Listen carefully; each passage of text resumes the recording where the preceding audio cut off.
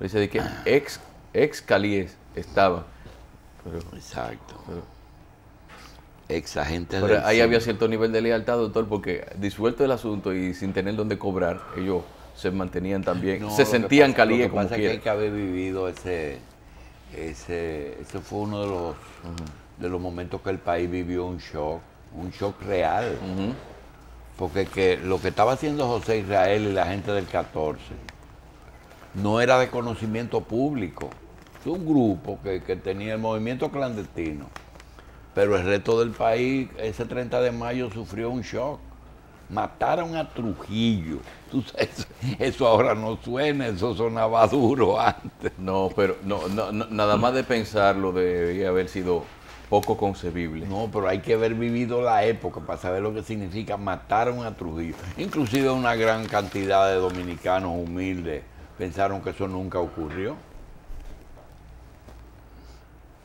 Pero ni el 29 de mayo, tú hacías unas elecciones en este país, Trujillo ganaba abrumadoramente. El día antes que lo mataron. El día antes de su muerte.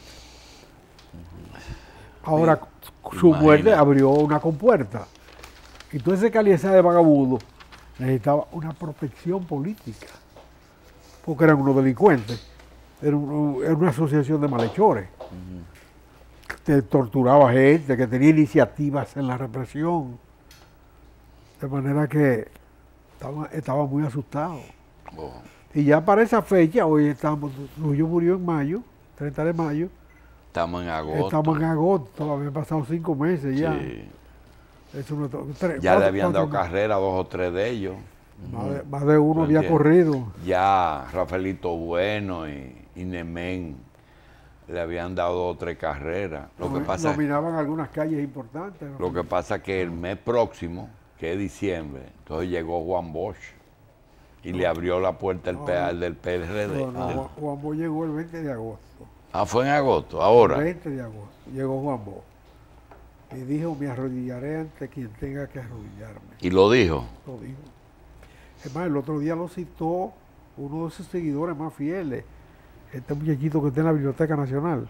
Ah, Dios me citó el párrafo estricto como una habilidad política, una genialidad política. Bueno, esa frase fue muy hiriente porque el 20 de agosto, a la misma hora que Juan Bosch llega y dice esa barbaridad, está fajado la gente con... Desde para allá. En la calle para allá. Sí. Y es la noche en que Balaguer, a la masacre de la sean calle, mis primeras a la calle palabras. para allá, comienza diciendo, sean mis primeras palabras para felicitar el comportamiento de la Policía Nacional en este enfrentamiento en la calle para allá. Era un momento muy dramático. Ahí hubo gente que amaneció en los techos porque no podía moverse. Y el jefe de la policía era Conago Fernández, que no era un chivito, digno hijo de su padre. Pero dígame una cosa, ni siquiera sonaba, ni siquiera, como dicen, se rumoraba el asunto de que podía morir Trujillo, es decir, de que podía haber un atentado contra su vida. Había unos rumores de que él tenía problemas de próstata, eso era lo único que se había hablado, no se estaba hablando de... No, pero en círculos importantes del país se sabía. Sí, pero en círculos muy limitados. Que había una conspiración de su propia gente. Okay. Pero eso eran ustedes que sabían. El 30 de mayo fue un desdoblamiento del régimen.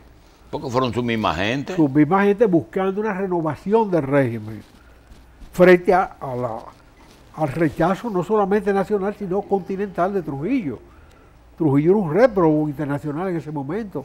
Eso tenía asidero por la composición de los conjurados.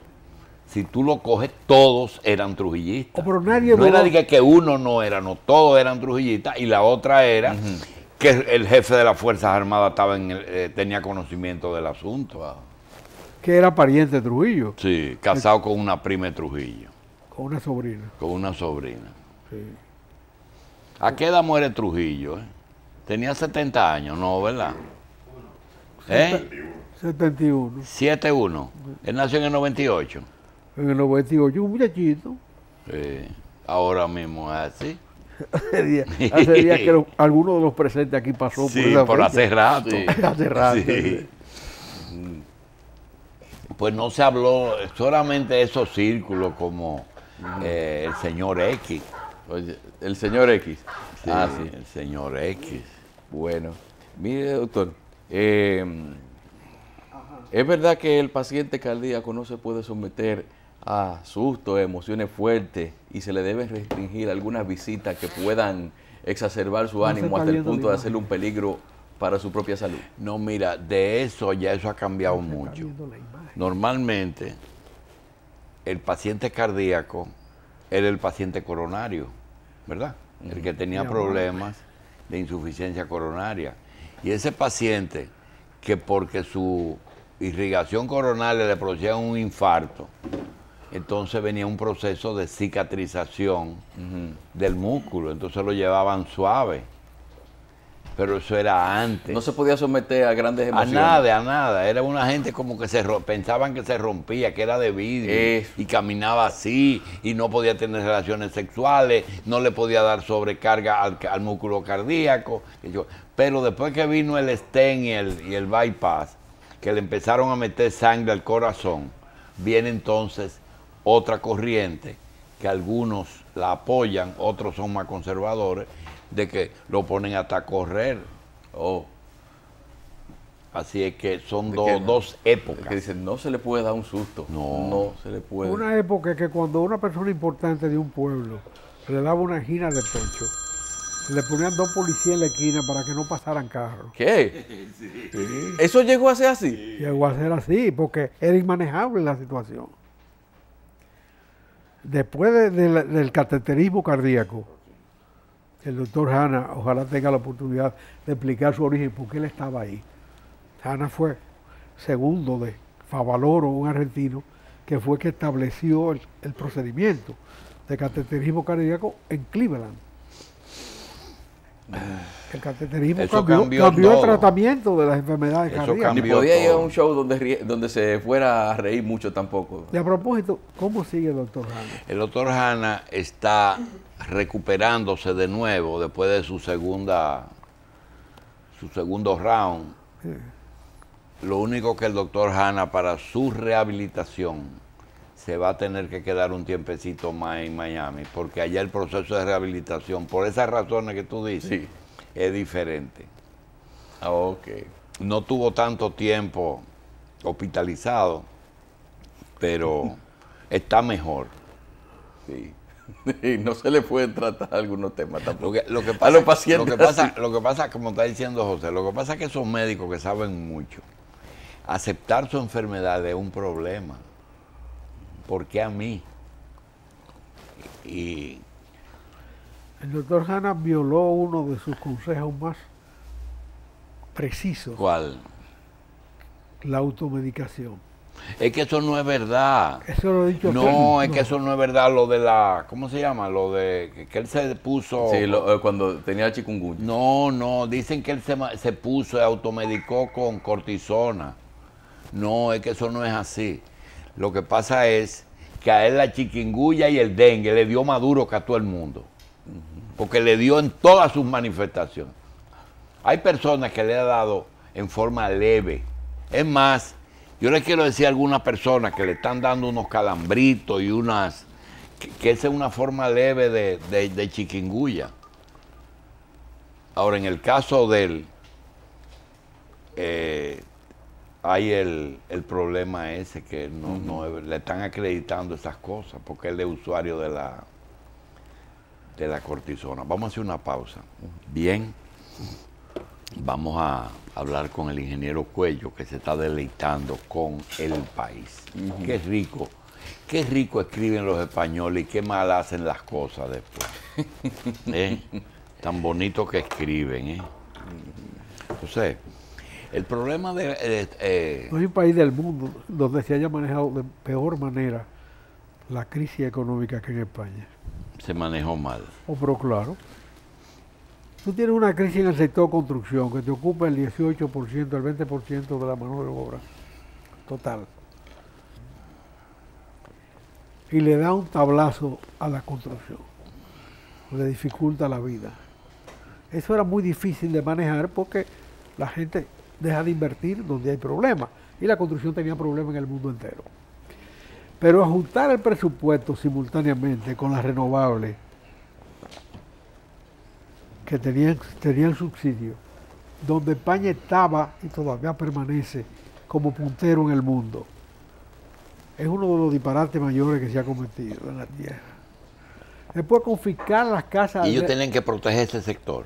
Pero naturalmente, si tú estás en el punto más alto de la tecnología mundial, tú tienes que mantenerlo vivo, porque luego para crear empleo entonces protegieron las fábricas de automóviles, después que se le estaba desmoronando por el empleo el asunto, entonces le dieron exoneración a las fábricas de automóviles, donde España no aporta un cc del conocimiento humano. Todo es importado. No, todas son plantas extranjeras, porque la llamada SEAT fue montada por la Fiat y ha pasado de mano en mano ahora de Volkswagen. De manera que ellos no tienen iniciativa en los automóviles, pero sí tenían iniciativa y tienen iniciativa en las renovables. Y le dieron un palo. Por suerte, las empresas renovables en España tienen una vigencia internacional y han podido mantenerse en desarrollo trabajando fuera. Pero ahí hay una que se llama Bengoa que está quebrada. Quebrada porque perdió los contratos internos y la rentabilidad interna que garantizaban. Y eran líderes en técnica de construcción. En el mundo. En el mundo. ¿En el mundo o en Europa? En el mundo. Compitiendo con los chinos y con Alemania, que están bien, están muy bien. ¿Usted no cree que quizá la excesiva confianza en las proyecciones de crecimiento de las economías pueden llevar a que los gobiernos tomen decisiones basadas en mejorías futuristas de la economía que pudieran después, si sale mal todo, pasar lo que pasó en España o lo que ha pasado en otros países? No, en España hubo un manejo errado de la crisis. Como en términos financieros lo ha manejado Estados Unidos. Estados Unidos lo que ha hecho es impedir el desmoronamiento del empleo, metiéndole dinero a la economía como un motor de arranque. Por más que tú empujes el carro y el cuesta no prende. Son 85 mil millones de dólares mensuales que está emitiendo el Tesoro americano. Y eso fue lo que hicieron que provocó la crisis inmobiliaria. No, de la crisis inmobiliaria para sacar se derivan soluciones. Ajá. Y opciones. Ahora, lo peor que hizo España con la vivienda fue el siguiente. Cuando se comenzaron a ver, se genera el desempleo en el 18% del empleo por la construcción. Se paran muchísimas construcciones. Y entonces comienzan a confiscarle los apartamentos desde que dejaban pagar 2 meses. ¿Pero para qué? Para tenerlos cerrados. Para que lo ocupe una persona que tiene menos capacidad de pago para que lo está ocupando. Para cumplir las normas prudenciales. Bueno, ahí tienen 1 millón de apartamentos ocupados por ocupas que no tienen capacidad de pago ninguna, ni van a tener. Ni para pagar alquiler tampoco. Ni alquiler ni nada. Era preferible llegar a un acuerdo con el que estaba con el atrasado, beneficiario, que estuvo al día hasta que perdió el empleo, que no lo perdió por su voluntad, sino por una cosa superior, y mantener por lo menos cuidado eso, porque sereno no se puede poner a cuidar. El primero que se asila es el propio sereno. Seguro. Y se coge uno y comienza a vender otro. De manera que es un manejo totalmente torpe. Eso fue en España. ¿Qué pasó en Estados Unidos con el de la FED? En Estados Unidos... El federal que decidió primero. Estados Unidos tiene problemas estructurales muy viejos. No, pero ¿qué provocó la crisis inmobiliaria? Mira, la crisis inmobiliaria, la crisis no la provoca efectivamente nada, sino ellas explotan por ahí. Yo la asimilo al tubo de carro, el tubo. Los tubos echan una tetica. ¿Tú lo has visto? Los tubos, cuando tú le echas aire... el tubo de la goma. Hacen una tetica. Sí, hacia bomba. Esa tetica es la parte débil del tubo. Por ahí es que explotan. Sí. Y el aire de la economía son los cuartos. Sí. Los cuartos tú los echas y ellos se reparten en la economía. Ahora, cuando tú echas más dinero del mundo, nunca hay crisis que no tenga cuando le meten más aire de la cuenta, o se calienta, se dilata. Todas las crisis tienen un origen, el exceso de emisión. Ese es el malo, el exceso de emisión, el exceso de aire en la goma. Bueno, ellas han explotado en el eurodólar una vez. Sí. En el Estados Unidos tuvo que establecer $1 de circulación solo en Europa. En el petrodólar, que Estados Unidos tuvo que establecer un zona dólar petrolera. solo para petrolera, en la .com, pero el culpable es Estados Unidos, que no tiene desde Bretton Woods, al final de la Segunda Guerra Mundial, no tiene límite de emisión por nada. Y no solamente eso, tiene un aliviadero de la emisión colocando dinero que no se mueve, que no influye en la economía. El 80% de las reservas mundiales están en dólares, de todos los estados y de todas las personas. ¿Y qué pasó en Grecia? Entonces, que no ese dinero ellos lo emiten solamente en la emisión. Cuando tú emites una papeleta, lo único que tú inviertes es el costo de la papeleta, el costo material, centavos. Pero van a la economía y son $1. De manera que ahí solamente, tiene un nombre, no recuerdo ahora cómo se llama, esa ganancia que no se ve, pero es ganancia del emisor. Entonces, como Estados Unidos en Bretton Woods acordó tener una reserva en dólar, en oro, que respaldara su moneda a $33 la onza, y eso le permitió tirar mucho dinero, que permitió la reconstrucción de Europa, emitir dinero para la reconstrucción de Europa, el Plan Marshall. El Plan Marshall. Pues llega un momento en que Europa se rehace y comienza a tener reservas en dólares. De Gaulle, que es uno de los que ganó la Segunda Guerra Mundial, es jefe de Estado en Francia, y le dice a Nixon, 74 creo, yo necesito cambiar esta reserva en oro, y le va a comprar al depósito de oro en Fort Knox el dinero equivalente, y Nixon dice, no, ese oro no vale 33, ese oro hay que someterlo al mercado. Naturalmente eso hace que el oro suba. La sola palabra de que Francia va a comprar una cantidad de oro inmensa hace que el oro suba. La demanda. Sí. Entonces ahí va Estados Unidos creando fórmulas para amortiguar un exceso de dinero que ya salía a la calle, que ya comienza a demandar, y que demandan, como dije, en Europa, y crean el eurodólar, en los países árabes, y crean el petrodólar, y toda una serie de amortiguadores. Los japoneses, por ejemplo, llegaron a tener una reserva grandísima y compraron hasta el Rancho King. El Rancho King es un espacio geográfico más grande que la República Dominicana, un solo rancho. Compraron Rockefeller Center. Compraron Rockefeller Center. Pero eso no afectaba mucho a la economía norteamericana. ¿Por qué? Porque esos bienes seguían ejerciendo la economía. Se quedaban allá. O sea, el Rancho King produce otro dueño, parte del Producto Interno Bruto de Estados Unidos con dólares japoneses. O sea, van amortiguando esa presión con mil subterfugios. Y ahora, cuando se presentó la crisis y consideraron que era necesario tirar dinero para que la economía arrancara, cometieron un error grave, que lo han tirado al sector financiero, en lo que ha creado lo que le llaman la economía de casino, que Leonel Fernández ha desarrollado tan elocuentemente, porque se está jugando con el dinero, se está apostando permanentemente al dinero.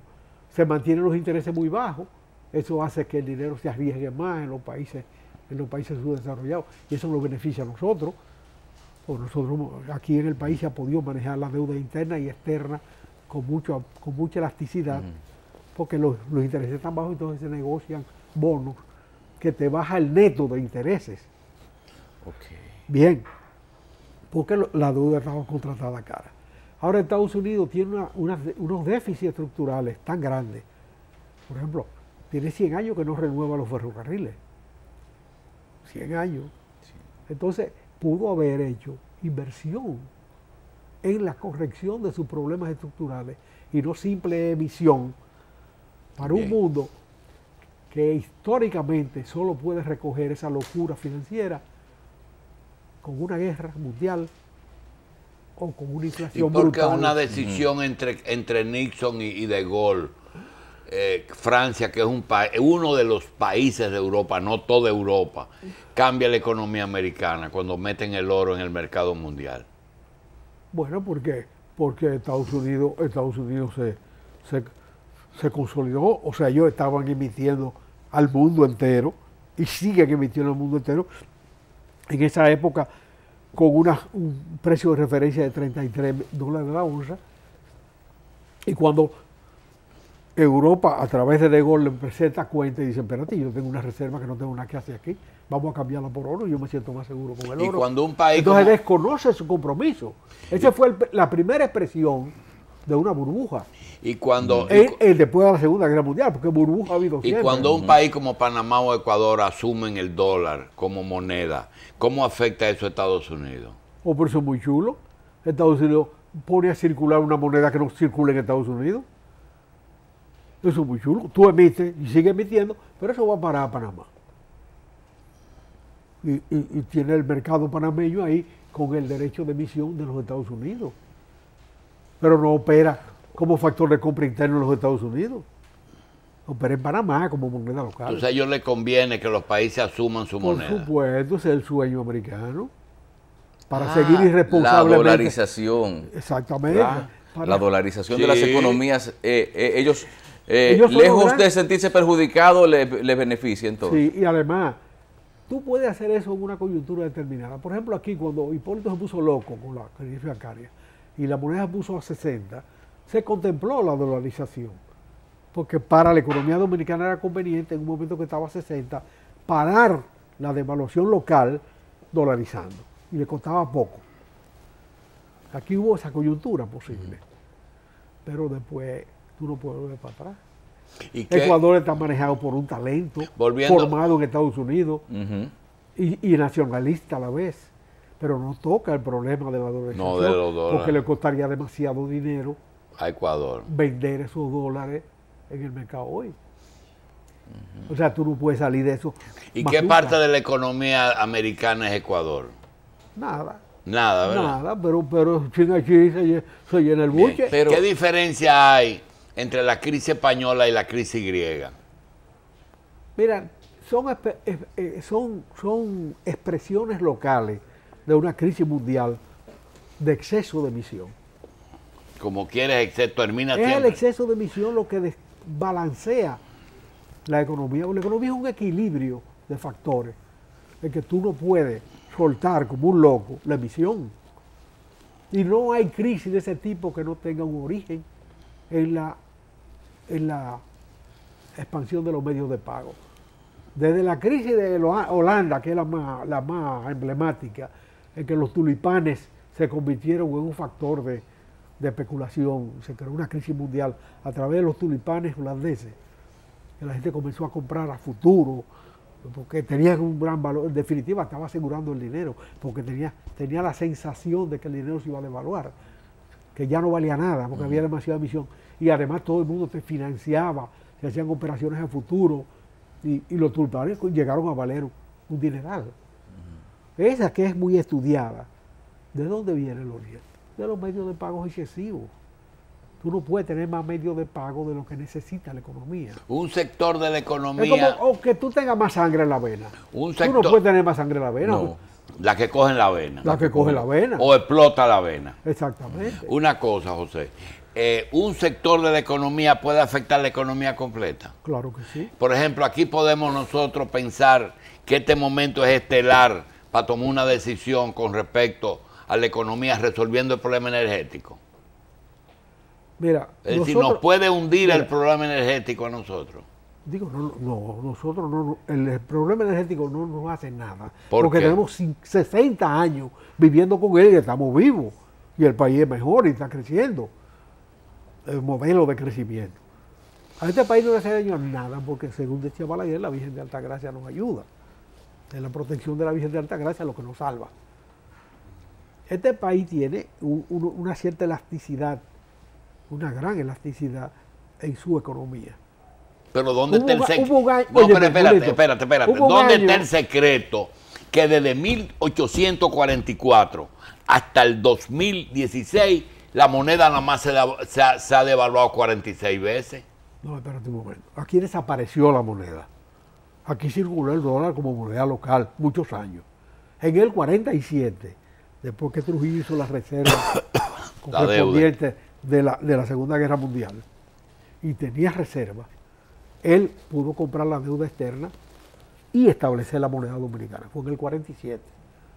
Del 47 acá, un periodo más corto, pero el más importante en América Latina, la moneda dominicana se ha devaluado hasta 46 por 1. Un caso único en América En Latina. el mundo. No, bueno, yo no puedo decir que en el mundo, tal vez hay monedas más estables.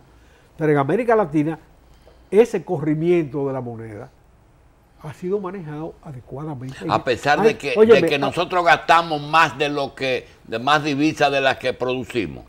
Bueno, eso está expresado en la deuda externa, que ahora es más del 50% o se aproxima al 50% del PIB, pero eso es nada comparado con Japón. Japón debe 1.5, o sea, 150% de su Producto Interno Bruto. Lo debe. Ahora, ¿qué pasa? ¿A quién se lo debe Japón? A los japoneses. Es economía interna. De manera que no hay forma de presionarlo de manera externa con presión de cambio. Son ahorros japoneses. Ahorros japoneses, sí. Pero en el caso dominicano, la deuda está por cerca del 50%, pero una parte importante es deuda local. Sí. La devaluación es un factor fundamental para la inversión extranjera. La devaluación favorece, en primera instancia, a los que tienen vocación exportadora, sea inversión extranjera o sea inversión local. Siempre favorece. En principio está estudiado, ahora los primeros 2 años lo favorece, al tercer año se hunde. De manera que no es un recurso permanente, es coyuntural. Ahora, si tú te pones a ver en la historia de la banca central, que es la banca que establece la política monetaria y financiera del país, ha habido 2 gobernadores dominantes, Diógenes Fernández y Héctor Valdés. Y aunque Héctor Valdés sea un pesado, hay que reconocer eso. Seguro, él ha hecho su trabajo. Ha hecho su trabajo. Es un factor de garantía de la estabilidad monetaria. Hablan de que se quiere retirar. Y que él dice eso todos los días. Con eso no se juega. Con eso no se juega. Porque la devaluación golpea a los más pobres. Cuando tú devalúas, lo que tú haces es bajar el salario a todo el mundo. Eso es lo que tú haces. Porque todo el que gasta dinero consume importaciones. Donde quiera hay importaciones. Así sea la totalidad del producto o una parte del producto. Pero tú consumes importaciones. En consecuencia, si la moneda se devalúa, te han bajado el sueldo. Y eso es criminal. Ese es el último recurso. Que hay momentos en que hay que hacerlo. O sea, el ábrete sésamo del crecimiento económico dominicano se dio en el gobierno de Jorge Blanco, aunque él ni se enteró. Porque él no se enteraba de lo que se hacía. Se hizo cuando se devaluó. ¿Por qué? Porque estaban creados los elementos legales para el desarrollo de la zona franca y del turismo. Pero al precio del dinero no se podía. Pero esos 2 sectores presionan por la devaluación. Pero claro, porque exportan. Seguro. Al exportar, necesitan una moneda más. Los remesadores, la zona franca y el turismo presionan por una devaluación. Pero fíjate, en aquel caso la devaluación no fue tan grave para la población. ¿Por qué? Porque el turismo estaba listo para desprender y la zona franca ni hablar. Estaba desprendiendo, pero le faltaba una posibilidad de manejar el dinero más adecuadamente y había realmente una sobrevaluación del dinero. Balaguer no se atrevía a tocar ese tema, una tecla peligrosa. Pero los daños fueron muy circunstanciales porque al colisionar esos 2 sectores, el empleo encontró un sector que le pagaba mejor que los salarios existentes entonces, y sobre todo se diversificó la economía dominicana.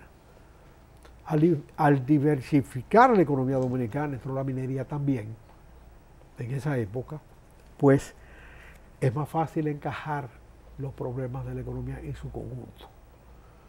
Hubo un año que, hablando con un economista español, me pide unos datos sobre las exportaciones dominicanas. ¿Y qué es esto de que el 92% de las exportaciones de una sola empresa? Yo no había caído, ¿eh? Falcon Bridge ese año exportó el 92%. ¿Quién? Falcon Bridge. Y al año siguiente no exportó un centavo. Pero como la economía tiene una elasticidad en su composición, un día es este y otro día es aquel. Cuando no es el ferroníquel es el oro, y cuando no la zona franca, y cuando no es el turismo. Exactamente.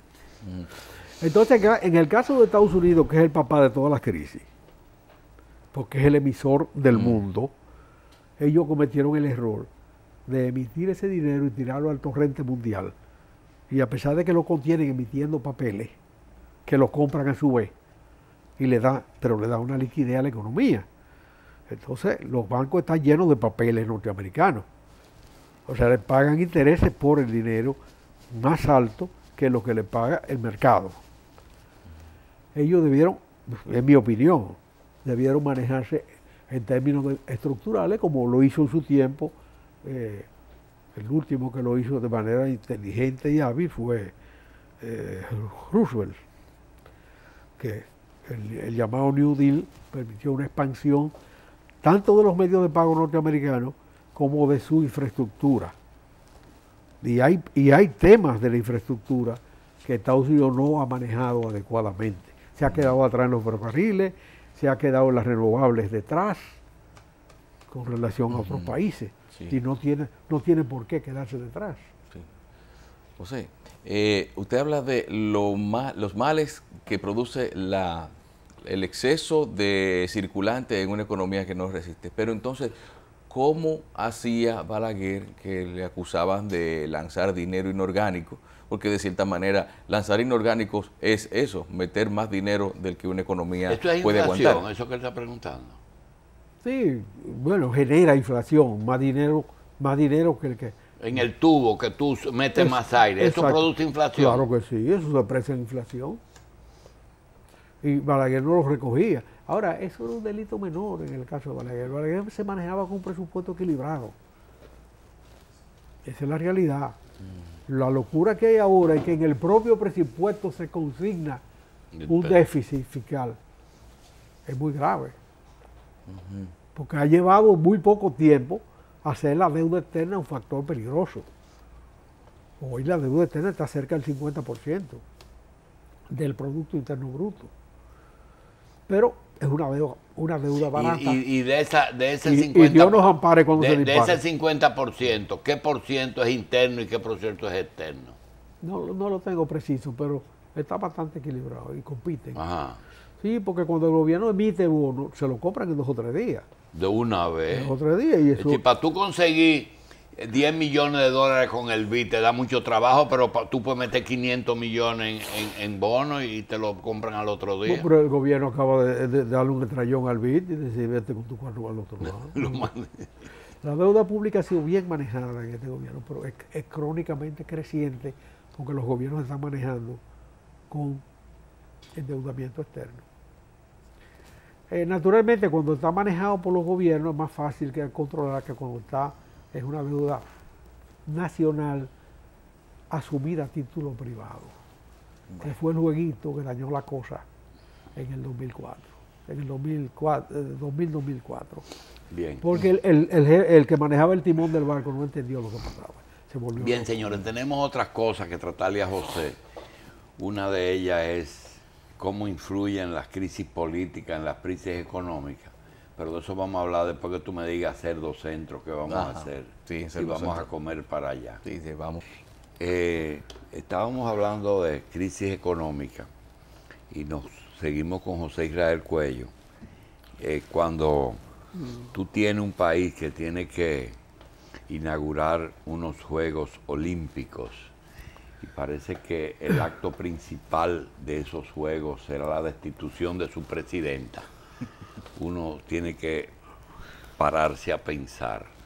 Las crisis políticas se sabe naturalmente que afectan la economía, porque es lo que le da estabilidad o inestabilidad a los programas de economía. José, este problema de Brasil, ¿con qué comenzó? Un país que era el líder en la región y de los grandes de la economía. Hay una combinación de crisis política en Brasil como consecuencia de la corruptela del poder, que involucra a todo el mundo. Ese es un factor, pero al mismo tiempo, eso se combinó con una modificación de su capacidad exportadora, que es consecuencia de la crisis mundial. O sea, el mercado de materia prima, de productos primarios, en que Brasil tenía el ingreso fundamental de sus divisas, se desplomó y en consecuencia esas dos cosas juntas no salvan gobierno. Bueno, el gobierno de Venezuela ha tenido una crisis semejante en que teniendo el 80% de su energía en hidráulica, no puede producir energía porque vino una sequía y al mismo tiempo el 90% de sus ingresos en dólares era el petróleo y se desplomaron los precios del petróleo. De manera que esas dos cosas no dejan gobierno vivo. Naturalmente los gobiernos dictatoriales tienen más capacidad porque no tienen debate interno para sobrevivir a una crisis que los condena a la muerte. En Brasil, por vía institucional, le han dado el golpe al Partido de los Trabajadores. Esa es la realidad. Entonces, ese es el origen. Pero el detonante, la espoleta, no, la quitó Lula cuando dijo voy a regresar a optar. Bueno, eso asustó mucho a los factores políticos a adversos. La oposición. Sí, y probablemente le alentó para manejar factores que no eran propiciados por ellos. Los dos factores que manejó eran la corrupción, que le hace daño a todos los países en el mundo, y en Brasil parece que era de unas proporciones gigantescas, y al mismo tiempo la caída de sus exportaciones. Fueron simultáneas y eso tumba gobierno. Sí, pero tú dices la sumatoria de problemas, lo que pasó con Venezuela, baja el precio del petróleo y la sequía.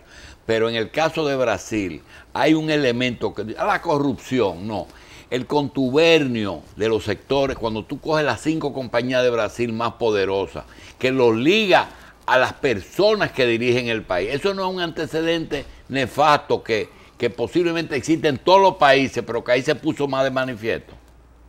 No, ahí ha tenido unas implicaciones realmente importantes, porque es que es un relajo.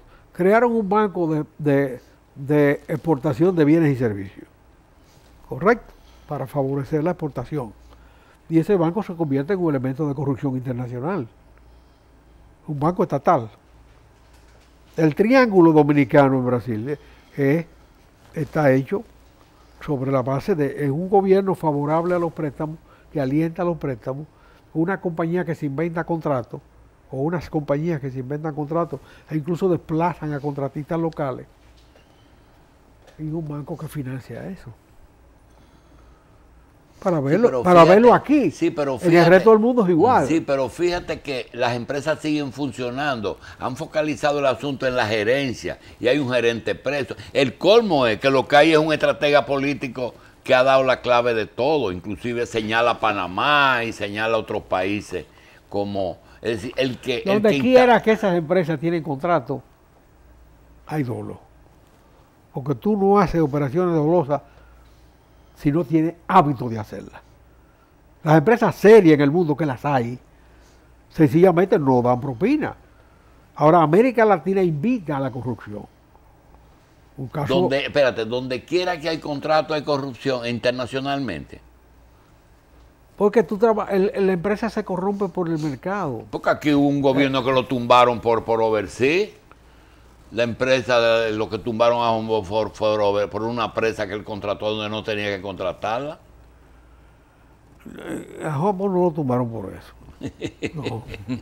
A Humbo lo tumbaron porque había una oligarquía que luchó contra Trujillo al final, se robó el Jón y de repente Humbo quería revertir la cosa y volver a establecer otros elementos.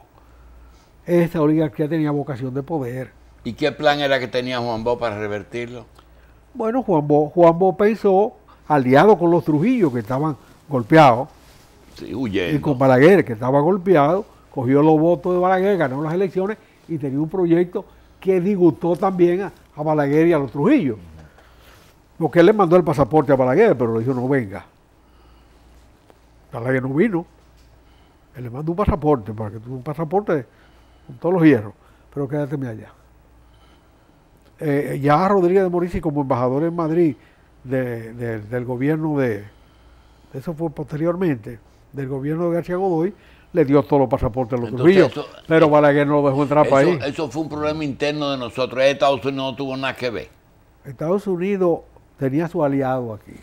así como tuvo a Trujillo durante muchísimos años, y Eisenhower hizo la frase vulgar, es un malvado. Es pero nuestro es hijo nuestro de malvado. sí. Sí. Esa misma frase vale para los otros. En un momento de inestabilidad en el Caribe entero, en que se situó el ombligo de la humanidad en el Mar Caribe, en que hubo un enfrentamiento que pudo ser nuclear entre Rusia y Estados Unidos por Cuba, es que se están produciendo esos acontecimientos. Para Estados Unidos esto era sumamente delicado y no podía desasistir a quien le estaba creando situaciones de hecho aquí. ¿Qué era quién? O sea, la oligarquía se disgustó porque Juan Bosch ganó las elecciones. Entonces le apoyó el golpe. Propició el golpe la oligarquía, Sí. y los americanos lo endosaron. Lo endosaron con diferencias internas. Kennedy nunca reconoció el gobierno del golpe de Estado. Pero Johnson, después que mató a Kennedy con sus socios, al otro día lo reconoció. Esos son hechos concretos. Pero tenemos a Jaime Aristi aquí. Vamos a hacer una pausa y regresamos. Nosotros no tenemos por qué hablar de muchísimas cosas. Teniendo con a Jaime ahí Aristi oyendo. aquí. No. Vamos a hacer una pausa.